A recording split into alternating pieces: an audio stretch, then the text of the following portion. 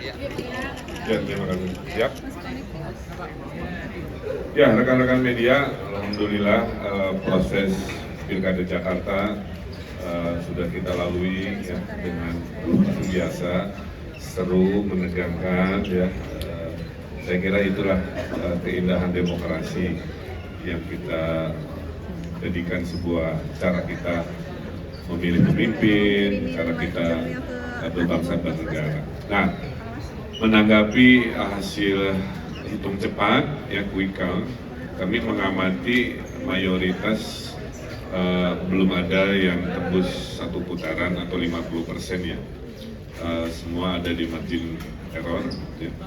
Oleh karena itu yang pertama saya mengaturkan terima kasih tentunya kepada surveyor-surveyor yang secara resmi sudah membantu masyarakat mengetahui dalam waktu cepat hasil dari pemilu khususnya di Jakarta.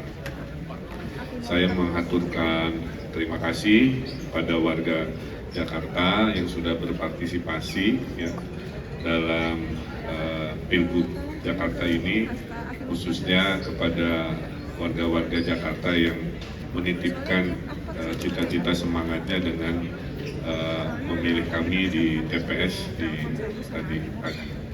Kami juga menunggu tentunya selain tadi hasil hitung cepat, menunggu keputusan dari KPU untuk mengkonfirmasi ya apakah sama atau tidak atau bagaimana. Tentu itu menjadi hal yang final dan formal dari KPUD Jakarta. Yang saya yakini bahwa perhitungannya akan apa adanya, ya. Tidak dikurangi, tidak dilebihkan, karena kami meyakini dan berterima kasih KPUD, Bawaslu, ya, KPPS semua melakukan kerja-kerja luar biasa. Ya. Di kami banyak saksi-saksi juga yang terus bekerja memastikan C1 atau lembaran-lembaran perhitungannya itu bisa menjadi sebuah rujukan final.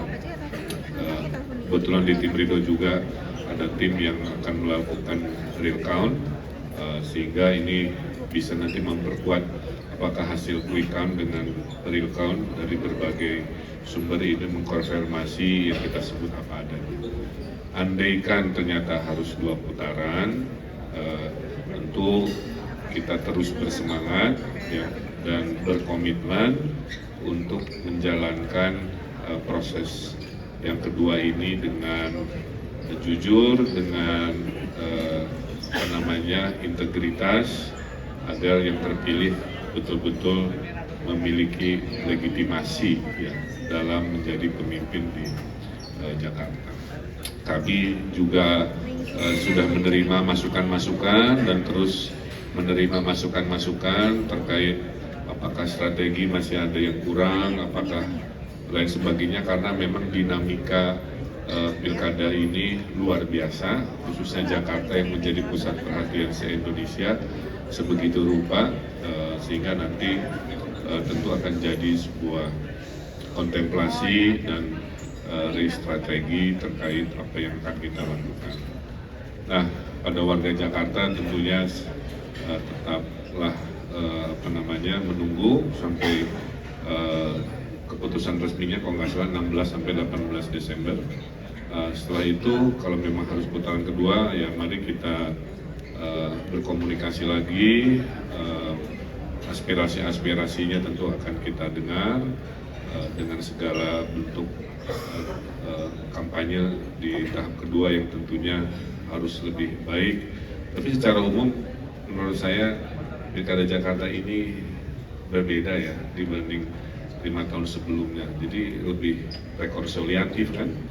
Yang dulu rival menjadi teman, teman jadi rival, nggak ada masalah. Kemudian kampanyenya relatif riang gembira, tidak ada hal-hal sara yang mengemuka dalam proses selama 2 bulan ini. Menurut saya mudah-mudahan jadi rujukan bahwa pilihan per 5 tahun bisa berbeda dengan sebelumnya sesuai dengan kebutuhan. Nah, kita fokus juga menghadapi masalah-masalah Jakarta ke depan yang tentunya tidak mudah ya dengan segala tantangan-tantangannya. Mudah-mudahan warga Jakarta tetap semangat karena saya yakin siapapun yang terpilih itu orang-orang baik, niatnya juga baik dan programnya juga baik-baik ya. Tinggal masalah tentunya takdirnya kepada siapa. Saya kira secara umum itu yang bisa kami sampaikan. Terima kasih kepada para relawan di pihak Ridho, para partai-partai pendukung dan struktur di bawahnya, pada tim ses Pak Arza Patria dan jajarannya, kepada aparat TNI Polri yang sudah kerja keras luar biasa. Saya kira damai kondusif di lapangan juga relatif aman terkendali, dan juga tadi kepada PPS dan KPUD, Bawaslu, dan lain-lain yang menyelenggarakan dengan baik, juga kepada masyarakat yang tergabung di Ormas, tergabung dalam komunitas. Mari terus kita tunggu hasil akhirnya, dan juga saya haturkan terima kasih rekan-rekan media yang sudah menyertai, bisa melihat suka dukanya. Beginilah ya demokrasi kita, dan di mana-mana dalam kontestasi siap menang harus siap kalah. Yang penting kejujuran, kualitas, ya, dan kebenaran yang menjadi patokan bagaimana kita berkontestasi. Saya kira secara umum itu rangkuman dari apa yang pasangan Ridho respon terkait hitung cepat sampai hari ini, jam ini yang relatif sudah stabil ya. Terima kasih. Dan tentunya kami selalu dan tetap optimis ya terkait ikhtiar-ikhtiar yang sedang kita lakukan. Terima kasih, dan insya Allah nanti di putaran berikutnya kalau memang itu keputusannya, kami yakin bisa memenangkan juga. Okay.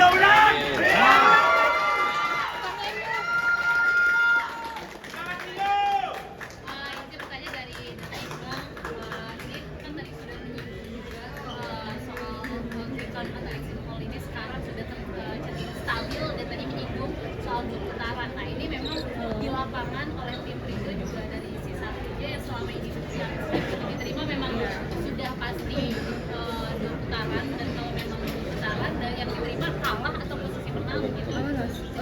Ya kalau di internal kita hampir sama, mendekati keakurasian dari hitung cepat, jadi tidak ada yang tembus 50%.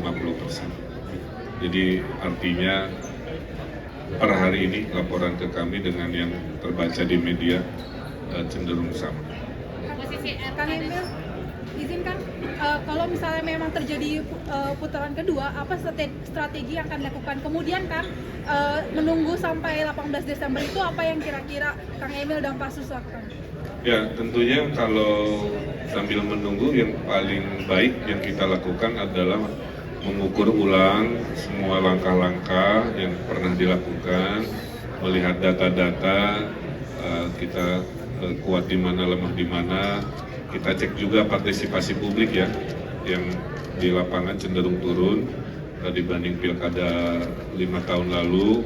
Itu juga mungkin harus dievaluasi, berkurang partisipasinya di mana, di wilayah mana. Jadi intinya sambil nunggu kita evaluasi. Tapi poin utamanya di momen hari ini adalah 2 putaran ini kelihatannya lebih menjadi faktual berdasarkan hitung cepat, hitungan internal kami, dan kita lihat kalau konsistensinya sama ya tentunya mental kami harus tetap optimis untuk melaju ke putaran kedua. Bang, evaluasi yang dilakukan apakah termasuk juga mengevaluasi Pak?